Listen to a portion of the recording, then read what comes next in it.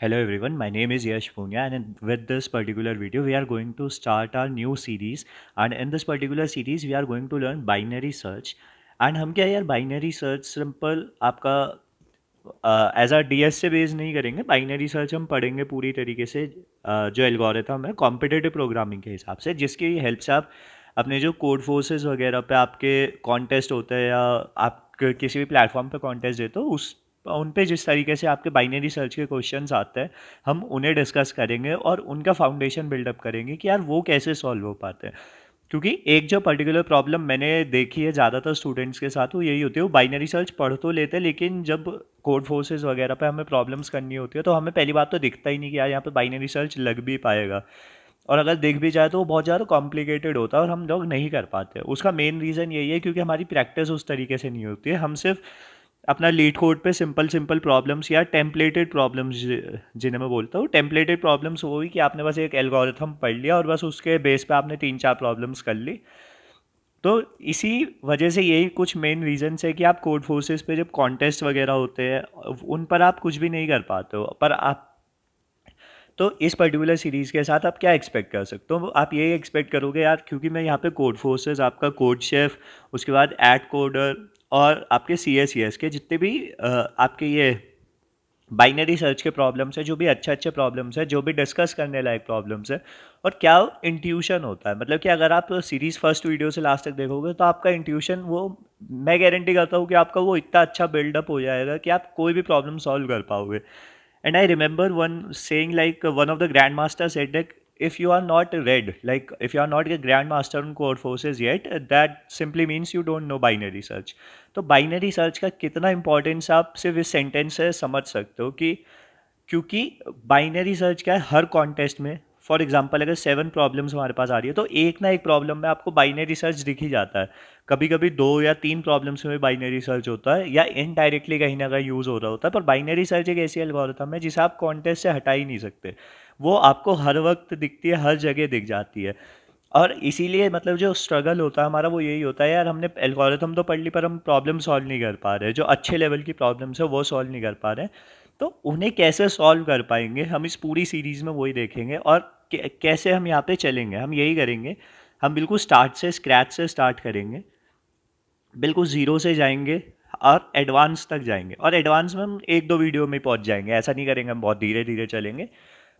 पर मैं आपको वो स्क्रैच इसलिए, ज़ीरो भी इसलिए सिखाना चाहता हूँ कि आपका वो बेस उस तरह का बिल्डअप हो पाए, आप प्रॉब्लम्स को उस तरह से देख पाओ जैसे ग्रैंड मास्टर देखता है। आप कोड फोर्सेस में जो अच्छी रैंक्स पे मास्टर्स है या वो है, वो लोग जिस तरीके से प्रॉब्लम्स को देखते हैं आप उस तरीके से देख पाओ, इसीलिए मैं ज़ीरो से करवा रहा हूँ।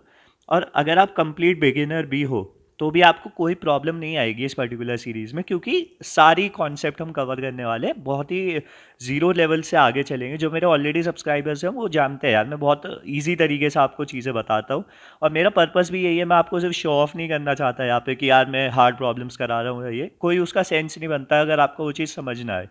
तो मैं अपना पूरा टाइम दूंगा जितना भी मैं दे सकता हूँ, और उस हिसाब से हम बिल्कुल ज़ीरो से चल के हर प्रॉब्लम को पूरा अंडरस्टैंड करेंगे, जिससे कि हम अगर एक प्रॉब्लम सीखे तो उससे हम एन नंबर ऑफ प्रॉब्लम्स और सॉल्व कर पाएँ। ऐसा ना हो कि हमने बस ये प्रॉब्लम सीख ली, अगर ये आई तो हम कर देंगे, नहीं तो हम पे नहीं हो पाती।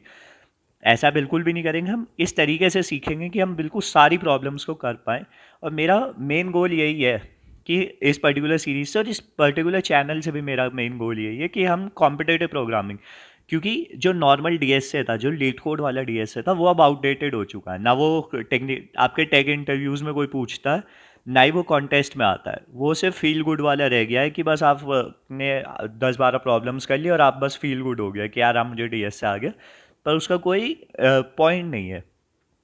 तो इसी वजह से हम इस तरीके से पढ़ेंगे जिससे कि हम अपना उस तरह की प्रॉब्लम्स को सॉल्व कर पाए, आइडेंटिफाई कर पाए। तो हम अपनी वीडियो स्टार्ट करते हैं, ज़्यादा हम डिस्कस नहीं करते उस बारे में। बाइनरी सर्च हमारा क्या होता है? बाइनरी सर्च एक सर्चिंग एल्गोरिथम है। सर्चिंग एल्गोरिथम का मतलब क्या है यार? कोई भी हमारे पास डेटा स्ट्रक्चर होता है, हमारे पास डेटा स्ट्रक्चर होता है, बहुत तरह के डेटा स्ट्रक्चर होता है हमारे पास। एरेज होते हैं, क्यूज होती है, स्टैक होता है, हीप होती है, ग्राफ्स हैं, ट्रीज हैं। सब जगह हमें कुछ सर्च करना होता है। हम मेनली दो ही तरह के ऑपरेशन कर रहे होते हैं, सर्च कर रहे होते हैं या सॉर्ट कर रहे होते हैं। अब हमें कुछ सर्च करना है। अब सर्च करने के लिए हमारे पास कुछ एल्गोरिथम्स हैं। उन एल्गोरिथम्स में से एक एल्गोरिथम का नाम बाइनरी सर्च होता है, जो कि हम सॉर्टेड एरे में लगाते हैं। और हम धीरे धीरे ये भी समझेंगे कि एरे का सॉर्टेड होना भी नेसेसरी नहीं है। एक और कौन चीज़ होती है, उसका सॉर्टेड होना इंपॉर्टेंट होता है। वो क्या होता है वो हम आगे डिस्कस करेंगे। और वही नज़र की बात है जो मैं आपसे कह रहा था कि एक ग्रैंड मास्टर किस नज़र से प्रॉब्लम को देखता है और आप किस नज़र से, वो फ़र्क हम आज समझेंगे। तो आपने एक चीज़ समझी कि बाइनरी सर्च क्या है, एक सर्चिंग एल्गोरिथम है। हम डेटा स्ट्रक्चर हमारे पास होते हैं कुछ, उनमें हम सर्च कर रहे होते हैं चीज़ें। तो हम अप्रोच देखते हैं कोई भी चीज़ सर्च करने के लिए हमारे पास क्या क्या चीज़ें हो सकती हैं। फॉर एग्जांपल हमारा अप्रोच वन क्या होता है, जिसे हम बोलते थे लीनियर सर्च।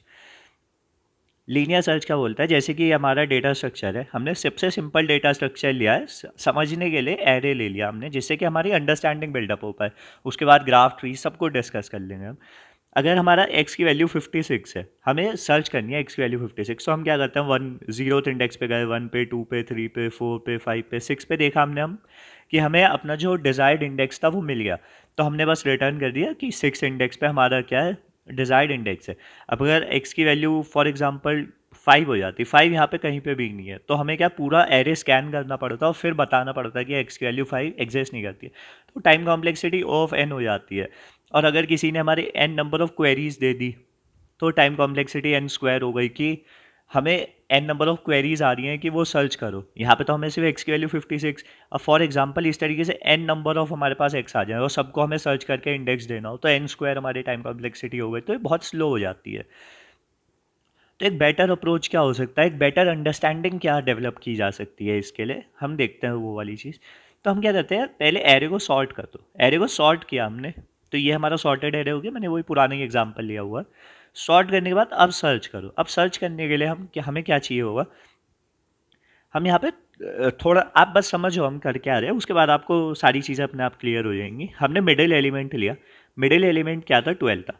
अब 12 मिडिल एलिमेंट का मतलब है 12 से पहले जितने भी एलिमेंट्स थे वो लेस देन 12 है, 12 से आगे जितने भी एलिमेंट्स है वो ग्रेटर देन 12 है।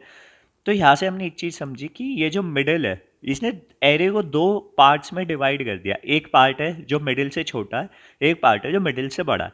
यही सॉर्टेड एरे की प्रॉपर्टी। अगर मैं 1 2 3 4 लिखता हूँ, 5 लिखता हूँ, तो 3 से छोटे 1 2 इधर है, 4 5 इधर है। सॉर्टेड एरे का कॉमन सेंस वाली चीज़ है ये सिर्फ। अब हमने क्या देखा यार, एक्स की वैल्यू क्या है, 56 है। 56 जो है वो 12 से ज़्यादा है। अब 12 से ज़्यादा वाले नंबर कहाँ है, इधर है। तो ये जो लेस देन वाले थे, ये तो हमारे लिए यूजलेस हो गए। हम कभी भी इस तरफ तो जाएंगे नहीं एक्स की वैल्यू 56 ढूंढने। तो हम क्या करते हैं, अपने एरे को अब क्या श्रिंक कर देते हैं और सिर्फ इतने पार्ट में सर्च करते हैं। नेक्स्ट हमने अपने एरे को श्रिंक किया और अपने नेक्स्ट पार्ट ले लिया। यहाँ पे हम एरे को मॉडिफाई नहीं कर रहे होते, बस मैं आपको रिप्रेजेंट करने के लिए दिखा रहा हूँ। और हम ये आगे हम सारी चीज़ें समझेंगे कि कैसे करेंगे इस सब चीज़ काम को। तो हमने ये चीज़ समझी कि हमने एरे को शॉर्ट कर लिया मिडिल एलिमेंट के हिसाब से। अब हमने नए एरे का मिडिल देखा विच इज़ 32। ये सारे एलिमेंट लेस देन 32 हैं, ये सारे एलिमेंट क्या है हमारे, ग्रेटर देन 32 हैं। 56 हम सर्च कर रहे थे विच इज़ ग्रेटर देन 32, तो फिर से राइट पार्ट में आया, हमने राइट पार्ट लिया, उसे नया एरे बनाया। अब मिडिल देखा, x इक्वल्स टू 56 हमारा हो गया, which is middle equals to x, तो मतलब हमारा आंसर मिल गया हमें। इसी एल्गोरिथम को हम क्या है, बाइनरी सर्च बोलते हैं। बाइनरी सर्च क्या है, इसी हमने क्या करा, अपने एरे को अपना डिवाइड करते चले गए। हमने एक पार्ट लिया, फिर दूसरा पार्ट लिया, फिर दूसरा पार्ट लिया। तो इस तरीके से हम अपने एरे को डिवाइड करते चले गए और मतलब अपने सर्च स्पेस जो है हमारा, उसे हम शॉर्ट करते चले गए, स्ट्रिक्टली डिक्रीज करते चले गए, जिससे कि हम फाइनली अपने आंसर पे पहुंच पाए। और बाइनरी सर्च क्या है यार, आप नेचुरली देखोगे तो आपको माइंड्स में ये पहले से है ऑलरेडी एल्गोरिथम। ये कोई नई एल्गोरिथम डेवलप नहीं हुई है। आप हिस्ट्री में देखोगे, थोड़ा विकिपीडिया पे देखोगे, तो आपको पता लगेगा बहुत पुराने इसके रूट्स हैं बाइनरी सर्च के, इसीलिए हमारे माइंड्स में नेचुरली ये है। अब आप देखो, कोई आप डिक्शनरी लेते हो तो आप डिक्शनरी में क्या करते हो, आप ऐसा अगर 1000 पेज की डिक्शनरी है और फॉर एग्जांपल आपको कोई वर्ड सर्च करना है, फॉर एग्जांपल डी है, वो डी से स्टार्ट हो रहा है, तो आप चाहते हो कि डी वाले पेज पे मैं पहुंचूं। तो आप ऐसा तो नहीं कि आप ए बी सी डी, चलो डी में तो हम 4 पेजेस में पहुंच जाएंगे, पर नहीं, हम क्या करते हैं, मिडिल पे जाते हैं। मिडिल में हमने कोई रैंडम वर्ड देखा, अब हमने देखा है मिडिल एम है, फॉर एग्जाम्पल एम है, कुछ भी हो सकता है, एम है। तो यार हमने देखा है डी तो एम से छोटा है, तो हम लेफ्ट पार्ट में सर्च कर लेते हैं। अब उसके बाद मान लो फॉर एग्जाम्पल बी आया हमारा मिडिल एलिमेंट, जो हमारा लेफ्ट वाली बुक थी। अब हमने देखा यार डी ज़्यादा है, तो हम क्या उसके राइट में सर्च कर लेते, तो हमने क्या करा, अपने सर्च स्पेस को छोटे करते चले गए, जैसे हम डिक्शनरी में भी करते हैं। मैं ये रियल लाइफ एनालॉजी आपको बता रहा हूँ जिससे कि आपको प्रॉपर अंडरस्टैंडिंग हो कि बाइनरी सर्च कोई सिर्फ कंप्यूटर साइंस के एल्गोरिथम नहीं है, हम अपने रियल वर्ल्ड में भी यूज़ कर रहे होते हैं इस तरह की चीज़ों को। तो हमने एक चीज़ यहाँ पे और चीज़ समझी कि अगर 1000 पेज की बुक है हमारी, तो ज़्यादा से ज़्यादा हमें सिर्फ 10 चेक्स में हम अपने करेक्ट पेज पे पहुँच जाते हैं। आपने देखा कितना शॉर्ट हो गया। अगर हम लीनियर सर्च करते तो हमें 1000 टाइम्स सर्च करना पड़ता, चेक करने पड़ते पेजेस को, बट बाइनरी सर्च से वो सिर्फ 10 में हो गया। तो यहाँ पे हम एक थोड़ा सा और अंडरस्टैंडिंग अपनी डेवलप कर सकते हैं। अगर हमारे पास के चेक्स हैं, हम के चेक्स कर रहे हैं, मतलब चेक्स का मतलब वही हम चेक कर रहे हैं कि ये हमारा करेक्ट है या नहीं है, तो वहाँ पे 2 की पावर के नंबर ऑफ एलिमेंट्स होंगे टोटल, तब जाकर हम के चेक्स करेंगे। 2 की पावर के एलिमेंट्स होंगे। तो यहाँ पे हम एक और चीज़ अंडरस्टैंड कर सकते हैं, अगर हमारे पास n नंबर ऑफ एलिमेंट्स है तो वहाँ पे log n number of times हम चेक्स करेंगे। ये सिर्फ टाइम कॉम्प्लेक्सिटी समझने के लिए एक तरीका है, दूसरा तरीका मैं और आपको बताऊंगा अगर ये थोड़ा सा कॉम्प्लिकेटेड है। मैं आपको बस ये समझाना चाह रहा हूँ बाइनरी सर्च में बाइनरी शब्द का मतलब क्या है। जैसे आप 2 की पावर के हर नंबर को आप 2 की पावर में रिप्रेजेंट कर सकते हो, मतलब सम ऑफ 2 की पावर जो होती है उसमें हम रिप्रेजेंट कर सकते हैं। लाइक 13 को आप कर सकते, सिंपल है, तो 5 को कर सकते हैं 4+1 से, विच इज़ 2 की पावर 2 + 2 की पावर 0। तो यहाँ पे हमें कितनी बिट्स लगी, सिर्फ 101, हमने कुछ इस तरीके से काम करा। तो जितनी हमें बिट्स लगी सिर्फ उतने ही हमारा वो हुआ कि जितनी हमें सर्च करनी पड़ी, क्योंकि हम हर बार हाफ कर रहे हैं, तो इसलिए यहाँ पे टाइम कॉम्प्लेक्सिटी log n आ जाती है। वो थोड़ा सा कॉम्प्लिकेटेड है, मैं समझता हूँ, तो सिंपल एग्जांपल से देखते हैं। हमारा स्टार्टिंग में n था सर्च स्पेस जो था हमारा एरे, हमने उसे n/2 किया, शॉर्ट किया, फिर n/2 को भी n/2 किया, मतलब वो n/4 हो गया, फिर इसे भी शॉर्ट किया, n/8 हो गया, फिर n/16। तो इसी तरीके से हम क्या आगे चलते चले गए। तो आपने देखा होगा यार इस तरह की कुछ सीरीज़ बन गई।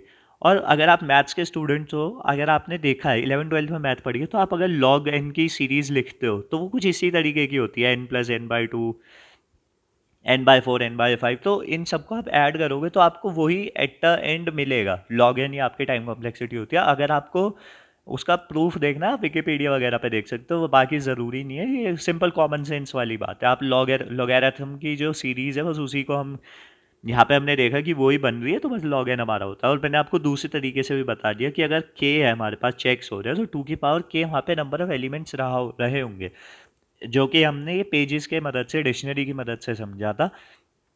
और वहाँ से हमने समझा कि n की वैल्यू क्या है, log n हमारी हो जाएगी वहाँ पे। सो आई होप आपको चीज़ें क्लियर हुई होंगी। स्पेस कॉम्प्लेक्सिटी हमारी ओ ऑफ एन होती है, ये सिंपल सी चीज़ है हमारी। सो हम आगे बढ़ते हैं, इसमें देखते हैं। अभी आप इम्प्लीमेंटेशन पे जाने से पहले मैं क्या यार आपकी अंडरस्टैंडिंग और ज़्यादा सॉलिड करना चाहता हूँ। तो उस अंडरस्टैंडिंग को सॉलिड करने के लिए हम एक टर्म समझते हैं, सर्च स्पेस। सर्च स्पेस का मतलब क्या होता है, जब भी हम बाइनरी सर्च एल्गोरिथम पढ़ते हैं तो हम बाइनरी सर्च किसी चीज़ में तो लगा रहे हैं। अभी के लिए हमने पिछले एग्जांपल में देखा था हम एरे में लगा रहे थे, हो सकता है हम ट्री में लगाए या हम 2D एरे में लगाए या ग्राफ में लगाए, कुछ भी हो सकता है। बट अभी हमने देखा कि बहुत सिंपल एग्जांपल्स में और 90% आपको एरे ही मिलेगा। तो क्या है, हम एरे में सर्च स्पेस पे लगा रहे हैं। तो एरे क्या हुआ हमारा, अभी के लिए सर्च स्पेस हुआ। सर्च स्पेस क्या है, it is a range in which we are performing our search. Like in the previous example, we are decreasing our search space of the array every time by n/2, तो उसे हम search space बोलते हैं। अब ये जो search space है हमारा, ये जो सर्च स्पेस है, यही आपका सबसे ज़्यादा मेन इंपॉर्टेंट पॉइंट है समझने वाला, कि ये जो सर्च स्पेस है ये सिर्फ एरे एलिमेंट नहीं होता, ये कभी कभी आपके आंसर भी हो सकता है, जिसे हम बोलते हैं बाइनरी सर्च ऑन आंसर। आपने ये टर्म बहुत ज़्यादा सुनी होगी और बहुत ज़्यादा प्रॉब्लम्स इसमें होते हैं। कोड फोर्सेस में तो ज़्यादातर प्रॉब्लम इसी पे होता है, बाइनरी सर्च और आंसर पे। तो बाइनरी सर्च और आंसर होता है हमारे पास। उसके बाद हम क्या करते हैं, बाइनरी सर्च हम स्वीप्स स्वीप्स कवरेज वगैरह भी होती है, 2D वेरिएशन में लगाते हैं। अगर आपको नहीं आती है ये सारी चीज़ें, आप बिल्कुल भी टेंशन मत लेना, हम ये सारी चीज़ें कवर करेंगे, बहुत डेप्थ में कवर करेंगे। मैं बस आपको सर्च स्पेस का कॉन्टेक्स्ट बताना चाहता हूँ, कॉन्सेप्ट बताना चाहता हूँ कि हम सिर्फ एरे एलिमेंट्स पे नहीं काम कर रहे होते, हम आंसर पे भी कर रहे होते हैं, हम स्वीप पे भी कर रहे होते हैं, 2D पे भी कर रहे होते हैं। तो बाइनरी सर्च क्या है, वो सर्च स्पेस पे लगाई जाती है, ना कि किसी एरे पे लगाई जाती है, एरे के एलिमेंट्स पे लगाई जाती है, वो सर्च स्पेस पे लगाई जाती है। हो सकता है एरे का एलिमेंट सॉर्टेड हो, नहीं हो, सॉर्टेड हो या नहीं हो, पर सर्च पेज हमेशा हमारा सॉर्टेड होना चाहिए, तभी हम बाइनरी सर्च लगा पाएंगे, तभी तो हम हाफ में कन्वर्ट कर पाएंगे चीज़ों को, वरना जब हम पता ही नहीं हाफ में हम कैसे कर पाएंगे चीज़ों को। तो इसीलिए के लिए सर्च पेज समझना सबसे ज़्यादा इंपॉर्टेंट है। और ये ज़रूरी नहीं कि एरे का एलिमेंट ही हो, ये कुछ भी हमारा हो सकता है, आंसर भी हो सकता है कि स्वीप कवरेज भी हो सकते हैं, रेंज भी हो सकती है, कुछ भी हो सकता है। और वो क्या कभी कब क्या होगा वो चीज़ ही हम पढ़ेंगे, वही हमें समझना है, और वो सॉर्टेड होना चाहिए हमारा। सबसे पहली चीज़ आपको ये समझनी चाहिए। उसके बाद सर्च पेज को डिटरमाइन करने के लिए हम दो वेरिएबल्स का यूज़ करते हैं, लो और हाई का। मतलब कि जैसे हम अभी हमने अपना एग्जाम्पल देखा था, ये हमारा एरे था। तो हम स्टार्टिंग में क्या करते हैं, हमारा लो को 0 पे रखते हैं, हाई को 4 पे रखते हैं। उसके बाद हम अपना मिड कैलकुलेट करते हैं। मिड हमारा क्या होता है, लो प्लस हाई बाय 2। ये लो और हाई का एक तरह से दो पॉइंटर्स है जो पॉइंट कर रहे हैं दो एरे के एलिमेंट्स पे, लाइक 0 पे और 4 पे। हमने लो और हाई को क्या है, हमने स्टार्टिंग में रखा और एंड में रखा, और फिर हम क्या करते हैं मिड के हिसाब से लो और हाई को चेंज करते रहते हैं। फॉर एग्जांपल यहाँ पे आपकी मिड की वैल्यू क्या आएगी, विच इज़ 0 प्लस 4/2। सो यहाँ पे 4/2 इज 2। तो हमारा मिड हो गया ये। तो इस तरीके से हम काम करते हैं। और अब हमें सर्च स्पेस को क्या है, अपना डिक्रीज करना है हमेशा। एक चीज़ याद रखनी है, हम हमेशा स्ट्रिक्टली डिक्रीज करेंगे सारे कन्फ्यूजन से बचने के लिए, सारे जो हमारे एरर्स हो पाते हैं, क्योंकि जब भी हम बाइनरी सर्च इंप्लीमेंट करते हैं, इंप्लीमेंट करना बड़ा डिफिकल्ट हो जाता है। बहुत ज़्यादा कन्फ्यूजन्स होते हैं कि कैसे हम अपने सर्च पेज को कम करें, कितना करें, लो को मिड करें या मिड प्लस वन करें, ये सारी प्रॉब्लम्स काफ़ी ज़्यादा आती हैं। तो उसके लिए सिंपल एक रूल याद रखो, स्ट्रिक्टली डिक्रीज करो, बाकी कोई टेंशन नहीं, मतलब सारी प्रॉब्लम्स अपने आप सॉल्व हो जाएंगी। जैसे मैं आपको बता रहा हूँ आप कर लेना, वैसे ही हो जाएगा आराम से। हमने लो मिड और हाई रखा, हमने उसके हिसाब से अपना सर्च पेज फिर छोटा या बड़ा करते चले जाएंगे।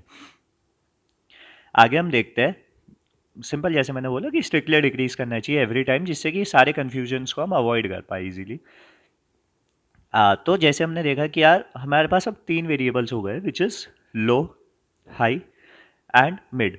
तो इम्प्लीमेंटेशन पे जाने से पहले हम एक और वेरिएबल को पढ़ लेते हैं, आंसर। आंसर का मतलब क्या है यार, हम आंसर में जो भी हमारा रिजल्ट है उसे स्टोर करके रखेंगे। आंसर स्टार्टिंग में एक डिफ़ॉल्ट वैल्यू को स्टोर करके रखेगा। हम हमेशा बोलते हैं कि यार एक डिफ़ॉल्ट वैल्यू है। डिफ़ॉल्ट वैल्यू हमारी किस तरह की हो सकती है, जैसे कि हम बोलते हैं यार कि अगर हमें आंसर नहीं मिला तो -1 रिटर्न कर दो, या फिर जब हम अपर बाउंड वगैरह कैलकुलेट करते हैं तो n रिटर्न कर दो। तो उस तरह की वैल्यूज़ को हम डिफ़ॉल्ट वैल्यूज़ बोलते हैं। आगे आगे हमें और अच्छी तरीके से ये सारी चीज़ें क्लियर हो जाएंगी। मैं बस आपको चाहता हूँ कि हम एक फोर्थ वेरिएबल इंट्रोड्यूस और करेंगे, विच इज़ आंसर। और आंसर में हम बाय डिफ़ॉल्ट पहले एक डिफ़ॉल्ट वैल्यू स्टोर करके रखेंगे। उसके बाद हम अपने हर पर्टिकुलर प्रॉब्लम के हिसाब से जो हमारा उस सर्च स्पेस में जो हमारा रिजल्ट आ रहा होगा, जो भी मतलब कि बेस्ट पॉसिबल रिजल्ट उस कंडीशंस में होगा, उसे हम स्टोर करते हुए चलेंगे और आगे बढ़ेंगे। तो ये क्या है, आंसर वाला क्या है, आपको ज़्यादा अच्छी तरीके से तभी समझ आएगा जब हम प्रॉब्लम देखेंगे। तो हम इम्प्लीमेंटेशन देख लेते हैं, आइटरेटिव होती है, रिकर्सिव होती है। पर हम क्या है, हमें हमेशा आइटरेटिव ही यूज़ करेंगे। रिकर्सिव क्या है, अपना फालतू में हम क्या है, कोड को कॉम्प्लेक्स क्यों करा हमने, तो आइटरेटिव वाले ही देखते हैं। रिकर्सिव वाला भी एक बार चेक कर लेंगे, पर हम आगे यूज़ नहीं करेंगे उसे। आइटरेटिव वाले में क्या होता है, जब तक हमारा low is less than equals to high, यहीं पे कन्फ्यूजन्स होते हैं। जैसे कि मैंने आपको बोला था ना कि कभी कभी लोग सोचते हैं लेस देन लगाऊं या लेस देन इक्वल्स टू लगाऊं, तो मैं हमेशा बोल रहा हूँ आपको यार आप लेस देन इक्वल्स टू लगाओ, हमेशा स्ट्रिक्टली डिक्रीज करो। आप वो टेंशन लो ही मत कि यार मैं स्ट्रिक्टली डिक्रीज करूं या कैसे करूं। आप हमेशा ये लगाओ स्ट्रिक्टली डिक्रीज करेंगे हम, जब हमारी लो की वैल्यू हाई से ज़्यादा हो जाएगी, तो मतलब हमारा आंसर क्या है, हम वहाँ पे रुक जाएंगे। हम ये तो चाहते हैं यार लो हमेशा पीछे ही रहे और हाई आगे रहे। आप इसे लेफ्ट, कुछ लोग लेफ्ट और राइट भी बोल देते हैं, तो जैसा आपकी मर्जी। आप बस वेरिएबल का नाम है, मैंने लो और हाई यूज़ किया है, बस वो सिर्फ एक यूज़ करने का केस है। तो अगर हमारा लो इधर हो जाए, हाई इधर हो जाए, तो वो तो हमारी कंडीशन ही फेल हो गई ना। हमने मतलब एक तरह से सारा सर्च स्पेस जो था हमारा वो हमने ट्रैवर्स कर लिया, हमने चेक कर लिया। तो वो हमारी कंडीशन हम अपना क्या है वहाँ पे हटा जाते हैं। हम मिड कैलकुलेट करते हैं, which is low plus high by 2 से, जो हमने देखा था ऊपर भी। पर ये क्या है, हमें इसमें चांसेस होती है इंटीजर ओवरफ्लो की। इंटीजर ओवरफ्लो की चांसेस होती है, तो हम क्या यूज़ करते हैं, हम यूज़ करते हैं लो प्लस हाई माइनस लो बाय 2। लो प्लस हाई माइनस लो बाय 2 पे जब हम मिड कैलकुलेट करते हैं, तो आप सब मैथ्स के स्टूडेंट, आप देखोगे एलसीएम लेके क्या हो जाता है, 2l plus H minus L by 2। 2l और एल गया, which is H plus L by 2। तो जो हम पहले कर रहे थे लो प्लस हाई बाई 2, सेम ही काम यहाँ पे भी है।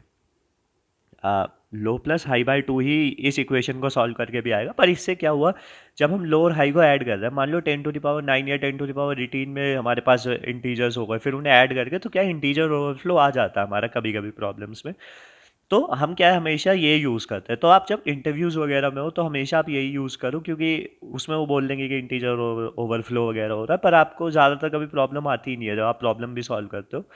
तो प्रैक्टिस के लिए आप यही रखो, क्योंकि आप इंटरव्यूज़ में जाओगे तो आपको यही लिखना पड़ेगा, और क्योंकि यहाँ पे हम माइनस कर रहे हैं वैल्यूज़ को, ऐड नहीं कर रहे हो, फिर उसमें ऐड कर रहे एक छोटी वैल्यू को अपने लो में, तो क्या है हमारा यहाँ पे इंटीजर ओवरफ्लो नहीं आता है। और आपने देखा इस इक्वेशन को सॉल्व करके भी हमारी वही पुरानी इक्वेशन ही बन जाती है, तो उससे कुछ फ़र्क नहीं पड़ता हमारा। बट क्या है गुड प्रैक्टिस है बस, कि आप किस तरीके से क्या है, सारी चीज़ों को ध्यान में रखते हुए आगे बढ़ते हैं। उसके बाद हमने देखा यार, मैंने वो पुराने वाले एग्जाम्पल का यहाँ पे कोड लिखा हुआ है, जब हमारा मिड क्या है एक्स के इक्वल हो जाता है तो मतलब कि हमें आंसर मिल गया और हम ब्रेक कर जाते हैं। नहीं तो अगर हमारा एक्स ज़्यादा है, मतलब कि हमारा मिड ही है और एक्स की वैल्यू क्या है इस तरफ लाई करती है, तो हम चाहते हैं कि हमारा लो मिड प्लस वन पे आ जाए, लो अब यहाँ आ जाए, हाई जहाँ था वो यहीं रहे, तो हमारा सर्च स्पेस क्या है ये हो गया। और अगर हमारा मिड ही है और एक्स इधर आ जाए, तो हम चाहते हैं कि हमारा हाई इधर आ जाए और हमारा सर्च स्पेस क्या है यही रहे। तो अच्छी प्रैक्टिस यही होगी कि आप यार इस तरह बना बना के देख लिया करें, जब भी आप प्रॉब्लम सॉल्व कर रहे हैं आपने एक जल्दी से एक डायग्राम सा बना के देख लिया कि यार अच्छा इस तरह से लो और हाई चल रहा है, पर ये प्रैक्टिस में आ जाता है, मतलब आपको उसकी नीड भी नहीं पड़ेगी, पर आपने बस कोड देखा और जहाँ पे हमने क्या आंसर में अपना स्टोर कर लिया, हम यहाँ पे आंसर में ना स्टोर करके रिटर्न भी कर सकते थे सिंपल मिड को, ब्रेक नहीं लिखना पड़ता हमें उसके बाद। बाकी हम अपना क्या रिकर्सिव कोड देख लेते हैं। रिकर्सिव कोड में भी सिंपल हमने वही किया, हमने एक अपना क्या है, हम इंट वैल्यू रिटर्न करेंगे बाइनरी सर्च में, जिसमें हमने एरे दिया है, लो और हाई की वैल्यू दी है और एक्स हमने दिया है जो हम सर्च कर रहे हैं। अगर लो की वैल्यू हाई से ज़्यादा हो जाती है हम रिटर्न कर देते हैं -1, वरना हम क्या अपने मिड में लो प्लस हाई बाई टू हमने कैलकुलेट किया, उसके बाद जो काम हम वहाँ पे कर रहे थे वही हम यहाँ पे, अगर हमारा एरे ऑफ मिड क्या है एक्स हो जाता है तो हम रिटर्न कर देते हैं मिड को, अगर एक्स की वैल्यू ज़्यादा है तो हम अपने बाइनरी सर्च को दोबारा से इम्प्लीमेंट करते हैं और लो की वैल्यू चेंज कर देते हैं, मिड प्लस वन कर देते हैं, क्योंकि अब हम चाहते हैं राइट पार्ट में जो हमारा हाई पार्ट है सेकंड हाफ है उसमें सर्च हो, और नहीं तो हम क्या अपने हाई को चेंज कर देते हैं। सिंपल सा हमारा कोड है रिकर्सिव कोड, पर रिकर्सिव कोड पे आप ज़्यादा फोकस ना भी करें तो चलेगा, आपको आइटरेटिव कोड पे ही ज़्यादा फोकस करना चाहिए। आपने एक और चीज़ नोटिस की होगी, हम यहाँ पे C++ में कोड लिख रहे हैं, आप जावा या पाइथन में भी लिखते हैं तो आपको एज सच इतनी प्रॉब्लम नहीं आएगी, पर मैं क्या रिकमेंड आपको यही करूँगा, मैं आपको शुगर कोड नहीं करना चाहता इस चीज़ में, अगर आप कॉम्पिटेटिव प्रोग्रामिंग को लेके सीरियस हो तो आप C++ में ही किया करें। क्योंकि यार एक सिंपल एग्जांपल से मैं आपको बताता हूँ, आपको एक पहाड़ पे चढ़ना है, आप यहाँ पर हो, आपको पहाड़ पे चढ़ना है, तो आप चाहते हो कि मैं यार कम से कम अपने वज़न लेकर चलूँ, तभी आपको ईज़ी होगा उस पाथ पे चल के। अगर आप C++ के साथ चल रहे हो तो वो सबसे कम वज़न है। आप जावा ले लेते हो या पाइथन ले लेते हो तो आपने अननेसेसरी एक तरह से ये करा, आप पहाड़ पे भी चढ़ रहे हो और अपने साथ आपने पत्थर भी बांध लिए कि मैं इन पत्थरों को भी लेके के चलूँगा। फॉर श्योर आप पहाड़ पे चढ़ जाओगे, कोई दिक्कत नहीं, आप जावा या पाइथन से भी कर पाते हो डीएस से, पर फ़ायदा क्या, मतलब कि आप अपना काम क्या है इतना कॉम्प्लिकेट करने की ज़रूरत ही क्या है। तो इसलिए मेरा रिकमेंडेशन यही रहेगा, C++ में करो, आपको जावा या पाइथन आती भी है तो C++ कॉम्पिटेटिव प्रोग्रामिंग के हिसाब से सीखनी कोई ज़्यादा डिफिकल्ट नहीं है, 15 से 20 मिनट आपको लगेंगे ज़्यादा से ज़्यादा। आप जीपीटी पे जाओ और बस प्रॉम्प्ट डालो कि यार मुझे जावा आती है, C++ सिखा दे भाई, मुझे कॉम्पिटेटिव प्रोग्रामिंग करनी है, उससे ज़्यादा कोई नहीं होता। आप प्रॉब्लम आपके सामने आ रही है, आपको जावा का आया था, उल्टा सीधा कोड लिखो जीपीटी से साफ करवाओ, आपको 2-3 बार आप ये काम करोगे आपको अपने आप क्या है हाथ बैठ जाता है। इतना डिफिकल्ट नहीं है, मैं भी पहले जावा में ही क्या करता था, फिर मुझे समझ आ गया जावा में ज़्यादा दिन नहीं टिक पाऊंगा, तो C++ में आ गया। C++ ज़्यादा डिफिकल्ट भी नहीं है कुछ ऐसा। हाँ, तो बाइनरी सर्च पे हम दोबारा से आते हैं और देखते हैं कि हमें यहाँ पे क्या समझने की चीज़ है। तो हम क्या है भाई एक और प्रॉब्लम देखते हैं, और ये सिर्फ प्रॉब्लम नहीं है, पूरा का पूरा यार एक कॉन्सेप्ट है। कॉन्सेप्ट क्यों मैं बोलना चाह रहा हूँ कि अबे आप बस एक चीज़ समझो कि हमें एक बाइनरी एरे दिया गया है, बाइनरी एरे के अंदर हमें क्या है जीरोज एंड वंस है, सिर्फ बाइनरी एरे तो जीरो और वन ही होगा, और क्या है एरे क्या सॉर्टेड है, तो सॉर्टेड है तो जीरो पहले आएंगे वन बाद में आएंगे, तो हमें क्या है फर्स्ट वन का इंडेक्स बताना है, जो जितने भी हमारे पास वन आए हैं उनमें से जो फर्स्ट वन है उसका हमें इंडेक्स बताना है, फर्स्ट वन का इंडेक्स है हमारा 3, तो हमें 3 वैल्यू रिटर्न करनी होगी। क्यों मैं बोल रहा हूँ कि ये सिर्फ एक प्रॉब्लम नहीं है, कॉन्सेप्ट है, क्योंकि क्या होता है ज़्यादातर हम क्या बोलते हैं कि हम अपने जो हमारा सर्च स्पेस है उसे हम चाहते हैं कि यार हम दो पार्ट्स में डिवाइड कर लें, एक पार्ट ऑफ फॉल्स, एक पार्ट ऑफ ट्रू। मतलब कि जो हमारी कंडीशन है, हम कंडीशन क्या है, कुछ भी हो सकती है, उस कंडीशन के हिसाब से हम अपना आंसर लाने की कोशिश कर रहे हैं। ये कंडीशन कैसे होगी, ये सब चीज़ें मतलब आपको धीरे धीरे सब बहुत अच्छी तरह क्लियर हो जाएंगी। अभी के लिए आप ये समझो कि हम चाहते हैं अपने सर्च स्पेस को दो पार्ट्स में हम डिवाइड कर ले। एक फॉल्स वैल्यू रिटर्न कर रहा है, ट्रू वैल्यू रिटर्न कर रहा हो। आपको पता है फॉल्स को हम जीरो से रिप्रेजेंट कर देते हैं, ट्रू को वन से कर देते हैं, तो उसमें एज सच कोई डिफरेंस नहीं होता। तो हम इसमें भी क्या चाहते हैं, हम फर्स्ट ट्रू या लास्ट फॉल्स की हमें वैल्यू मिल जाए। तो हम क्या है, ज़्यादातर इसी तरीके से अपने एरे को सोच कर चलते हैं, तो हमारे क्या इम्प्लीमेंटेशन ईजी हो जाता है। कैसे हो जाता है वो सारी चीज़ें हम आगे डिस्कस करेंगे और अच्छी तरीके से। अब फॉर एग्जांपल हमने यहाँ पे अपना स्टार्ट किया, हमने लो यहाँ रखा, हाई यहाँ रखा। लो की वैल्यू 0 है, हाई की वैल्यू 9 है, मिड की वैल्यू कितनी होगी हमारे पास आएगी 0 plus 9/2, which is 9/2 is 4.5, 4.5 something आएगी। तो हम क्या लोअर वैल्यू लेते हैं 4, तो मिड हो गया हमारा 4। तो हमने देखा यार एरिया ऑफ मिड क्या है हमारा, 1 है, और हम 1 ही ढूंढ रहे थे। तो हमारा एक पोटेंशियल आंसर क्या हो गया, 4। आंसर की वैल्यू हमने 4 रख दी कि यार एक पोटेंशियल आंसर तो हमारा 4 हो गया है।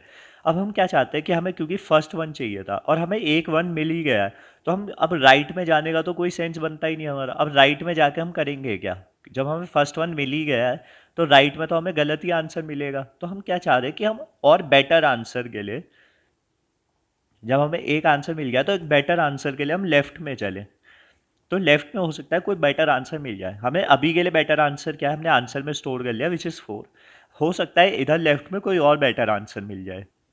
तो हमने लेफ्ट में अपना सर्च किया, तो अब हमारा जो, हम क्या बोलेंगे, जो हाई है वो यहाँ पे आ जाए, मिड -1 पे आ जाए। तो अब हमारी लो की वैल्यू तो सेम ही रही, हाई की वैल्यू क्या हो गई, जो हमारा हाई था उसकी वैल्यू हमने क्या की, मिड -1 कर दो। मिड हमारा था 4, 4 -1 हमारा 3 हो गया, तो हाई की वैल्यू हमारी 3 हो गई। अब हम क्या है, फिर से अपना मिड कैलकुलेट करते हैं which is 0 plus 3/2 which is 1.5 something. तो हमारा क्या है, 1 आया, मिड की वैल्यू हमने 1 रख दी। तो अब हमारा सर्च स्पेस क्या हो गया था, हम यहाँ से यहाँ पे देख रहे थे तो मिड की वैल्यू हमारी 1 आई। अब हमने आंसर में देखा यार, वो हमारा एरे ऑफ मिड क्या है, 0 है। तो 0 है तो मतलब कि अगर यहाँ 0 है तो इससे पहले भी सभी 0 होंगे, तो वहाँ तो हमें 1 मिलने से रहा। तो हम क्या चाहेंगे, अब यार लो को मिड +1 कर दो। तो अब हमारा लो क्या हो गया, वो हो गया 2, हाई हमारा 3 रहा, आंसर हमारा 4 ही है। अभी तक हमने अपडेट नहीं किया, हमारा जो करेक्ट आंसर पोटेंशियल अभी तक बेटर आंसर है वो 4 ही है। उसके बाद हमने मिड दोबारा से कैलकुलेट किया which is 2 plus 3/2 which is 5/2 which is 2.5 which is just 2। तो हमारा 2 पे मिड आया। हमने दोबारा से देखा कि यार वो भी 0 है, तो वो भी हमारा पोटेंशियल आंसर नहीं है। तो हम फिर से अपने हाई को एक आगे बढ़ाया, 3 हुआ, इनका मिड भी 3 आएगा, और उसके बाद जब हम आंसर देखेंगे तो हमारा 3 अपडेट होकर हमारा क्या है, बेटर आंसर क्या आ गया, 3 आ गया। आई होप आपको ये पूरा ड्राई रन जैसे मैंने कराया है वो आपको समझ में आया होगा, हम किस तरीके से आगे बढ़े हैं और कैसे हमारा लास्ट में आंसर 3 आ जाता है। आगे हम कोड भी देख लेते हैं इसका। हमने लो को सेट किया 0 पे, हाई को n-1 पे, आंसर बाय डिफ़ॉल्ट हमने स्टार्टिंग में -1 लेके चले। फिर हमने अपना लूप लगाया while low is less than equals to high. हमने मिड को कैलकुलेट किया और हमने देखा यार अगर एरिया ऑफ मिड हमारा 1 है, मतलब कि कुछ इस तरीके से था, अगर हमारा मिड 1 आ गया है, हो सकता है मिड यहाँ पे आया, तो हो सकता इसके आगे जितने भी वंस हैं वो तो हमारे बेटर आंसर नहीं होंगे। तो हम चाहेंगे अब ये इसे एक आंसर मानो, हो सकता है यही पहला हो हमारा, और अब लेफ्ट में चेक करो। तो हमने ये करा, आंसर को मिड माना और लेफ्ट में चेक करने चले गए, हाई को मिड -1 करके, और नहीं तो हम क्या होता, लो को मिड +1 करते बस, और अपने आंसर में हम स्टोर कर ही रहे और लास्ट में रिटर्न कर देते आंसर को। आई होप आपको ये वाली चीज़ बहुत अच्छी तरीके से क्लियर हुई होगी। आगे हम देखते हैं कि यार हमारे पास एक नया कॉन्सेप्ट आता है चेक फंक्शन का। चेक फंक्शन का मतलब क्या है, जैसे मैं आपको बोल रहा था ना स्टार्टिंग में, हम चेक्स करते हैं कि हम के नंबर ऑफ चेक्स किए तो वहाँ पे मतलब 2 की पावर के नंबर ऑफ एलिमेंट्स होंगे, इस तरीके से हम कुछ चेक कर रहे हैं। अब जैसे कि हमने इस वाली इम्प्लीमेंटेशन में भी देखा, यहाँ पे जो इफ़ वाली कंडीशन है इसके अंदर हम कुछ चेक ही तो कर रहे हैं कि एरे ऑफ मिड हमारा किसी एक्स के इक्वल है या नहीं है। और यहाँ पे ये वाली जो कंडीशन है इसे हम चेक फंक्शन में भी डाल सकते हैं, चेक कंडीशन है हमारी। और ये क्या है, कभी कभी बहुत ज़्यादा कॉम्प्लेक्स हो जाती है। अभी तो हमने बहुत सिंपल ही रखी हुई है, पर जैसे जैसे हम आगे प्रॉब्लम्स को करेंगे तो ये बहुत ज़्यादा कॉम्प्लिकेटेड हो जाती है। तो जब ये बहुत ज़्यादा कॉम्प्लिकेटेड हो जाती है तो हम क्या कहते हैं, यार इसे उठा के एक नया फंक्शन बना दो। उठा के नया फंक्शन बना दिया हमने, सेम वही पुराना एग्जाम्पल लिया, हमने नया फंक्शन बना दिया और बस रिटर्न कर दी एक बूलियन वैल्यू। चेक फंक्शन क्या है, मोस्टली बूलियन वैल्यू ही रिटर्न कर रहा होता है। हम प्रॉब्लम टू प्रॉब्लम डिस्कस कर सकते हैं, या हम कोई इंटीजर वैल्यू रिटर्न कर रहे हैं, कोई लॉन्ग वैल्यू रिटर्न कर रहे हैं, पर बाय डिफ़ॉल्ट क्या है, एक बूलियन वैल्यू ही रिटर्न कर रहा होता है।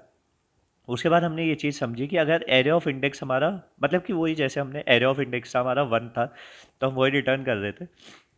हमने सिंपल बाइनरी सर्च लगाया, हमारा एरे है, हमने लो को सेट किया, हाई को सेट किया, आंसर हमारा डिफ़ॉल्ट था। सेम हमने सारा काम किया और उसके बाद हमने क्या, चेक फंक्शन डाला। अगर चेक फंक्शन हमारा सही काम कर रहा है तो हमने आंसर को मिड किया, हाई मिड -1, लो मिड +1, ये सारी चीज़ें सेम है। बस वो जो कंडीशन थी array of mid equals to 1, वो हमने उठा के एक चेक फंक्शन में डाल दी। और चेक फंक्शन हमने क्यों बनाया, क्योंकि ये क्या है, कंडीशन जो है बहुत ज़्यादा कॉम्प्लिकेटेड भी हो जाती है आगे चलकर, तो उसे सिंप्लीफाई करने के लिए हमने एक चेक फंक्शन अलग से बना लिया जो हमें बता दे कि कोई वैल्यू के अकॉर्डिंग हमारी चीज़ें कैसे चेंज हो रही हैं। ये जैसे जैसे हम प्रॉब्लम सॉल्व करते रहेंगे तो आपको बहुत अच्छी तरीके से और क्लियर होती जाएगी बातें सारी। तो सेम हमने चेक फंक्शन बना के अपना बस वैल्यूज़ को रिटर्न कर दिया यहाँ पे। अब क्या है, ये वाली जितने भी हमने चीज़ें पढ़ी ना यार, जैसे कि सर्च स्पेस पढ़ा हमने, या हमने फिर यहाँ पे चेक फंक्शन पढ़ा, एंड वो जो 0 1 वाला बाइनरी एरे था वो पढ़ा, ये चीज़ें क्या आपको धीरे धीरे क्लियर होंगी। पर मैंने क्या है, इंट्रोड्यूस करा दिया है सारी चीज़ें, सिर्फ जिससे कि ऐसा ना हो कि आपको यार पता नहीं हो इन चीज़ों के बारे में। और क्या है, जब हम कर ही रहे हो उस तरीके से कि हम वो कॉन्टेस्ट के प्रॉब्लम सॉल्व कर पाए, वो जो हाई रेटेड प्रॉब्लम्स है उन्हें सॉल्व कर पाए, तो ये सब चीज़ें आनी बहुत ज़रूरी है। और इनका यूज़ कैसे होता है, ये एक तरह से टूल्स है। अब इन टूल्स को यूज़ करना सीखेंगे, हम धीरे धीरे यूज़ करेंगे तो वो अच्छा होगा। अगर मैं यहीं पे आपको ओवरवेलम कर दूँ, कॉम्प्लिकेटेड एग्जांपल्स बता दूँ, तो वो अच्छी चीज़ नहीं होगी। तो हम क्या है, सबसे सिंपल अपना एग्जांपल लेते हैं। ये आपका कोड फोर्सेस एजुकेशन सेक्शन में जाते हो, कोड फोर्सेस ईडीयू में जाते हो, मैंने यहाँ पे ये पाथ है पूरा, pilot course binary search step 1 practice, आप गए होगे यहाँ पे। तो उसमें जो आपका स्टेप 1 है उसकी फर्स्ट प्रॉब्लम ये है, बाइनरी सर्च ही सिंपल है। इसमें हमें क्या बोला गया है, हमें इंप्लीमेंट करनी है बाइनरी सर्च एल्गोरिथम।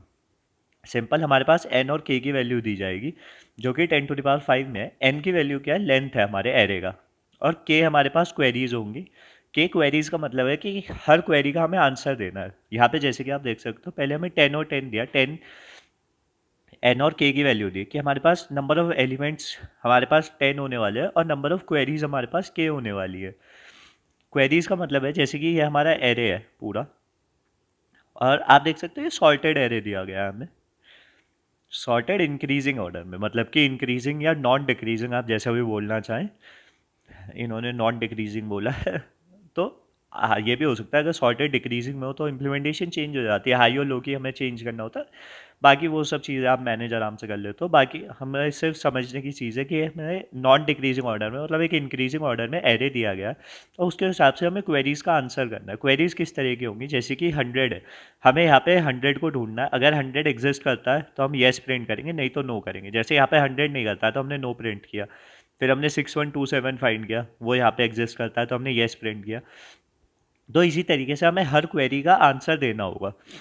आपने देखा यार, सिंपल बाइनरी सर्च ही है यहाँ पे हम लीनियर सर्च क्यों नहीं लगा सकते। अगर हमने लीनियर सर्च लगाया तो हमारे पास ओ एन टाइम्स के हमारी टाइम कॉम्प्लेक्सिटी आ जाएगी। एन तो नंबर ऑफ एलिमेंट्स हुए, और हर एलिमेंट के लिए क्वेरी लगानी है विच इज़ के, और के की वैल्यू भी हमारी 10⁵, एन की वैल्यू भी, तो ये एन स्क्वायर हमारी टाइम कॉम्प्लेक्सिटी हो जाती है जो रन नहीं करेगी, क्योंकि 10⁵ में एन स्क्वायर रन नहीं करता है। एंड तो आप यहाँ पे इसका बहुत ही सिंपल सा कोड है, आप यहाँ देख सकते हो, मैंने यहाँ पे C++ में लिखा हुआ है, आप किसी भी जावा पाइथन में कभी भी कर सकते हो। ये हमारे कुछ हमारे हेडर्स वगैरह हो गए। उसके बाद ये बाइनरी सर्च का हमारा फंक्शन है, जो हमारा सिंपल फंक्शन होता था। हमने एरे पास किया और अपना एक्स पास किया। एक्स की वैल्यू वही है जो हमारी के क्वेरीज है, उसमें एक्स की वैल्यूज ही तो दी जा रही है हमें कि पहले एक्स की वैल्यू यही है। फिर हम बाइनरी सर्च लगा के अपने सॉर्टेड एरे में फाइंड कर रहे हैं बस। तो यहाँ पे कुछ नहीं है, मैंने एन की वैल्यू एरे डॉट साइज की, उसके बाद लोअर हाई की वैल्यू को सेट किया और आंसर की वैल्यू हमारी -1 थी। सेम आप देखोगे जो ये वाला कोड है, ये मोस्टली हर प्रॉब्लम में हम सेम कोड लिखने वाले हैं, और ये इसका पर्पस भी यही है कि आपको कॉन्सेप्ट समझ में आ जाए अच्छी तरीके से। तो हमने देखा जब तक हमारे लो की value less than equals to high है तो हमने मिड को कैलकुलेट किया, low plus high minus low by 2 से।